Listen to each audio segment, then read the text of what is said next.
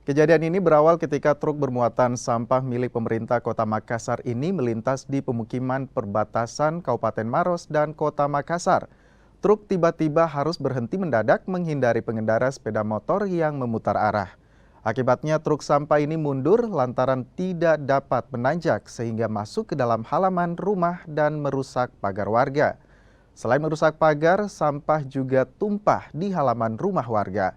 Meski sempat mengalami kendala, warga dan petugas berhasil untuk mengevakuasi truk ini. Akibat kejadian ini, arus lalu lintas di wilayah ini juga sempat macet. Menghindari motor yang mutar arah di sini, akhirnya truk sampahnya mundur. Begitu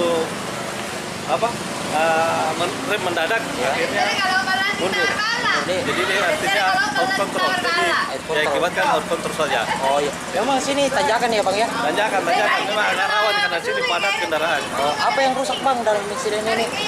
Yang rusak pagar dari warga. Oh pagar warga ya Bang? Habis itu mungkin kita kondisikan sama yang punya kendaraan, sama yang punya rumah. Nanti ini sampahnya mau diapain Bang? Diangkat ya? Kita diangkat lagi sama yang punya kendaraan tadi dari petugas kebersihan dari Kanaya.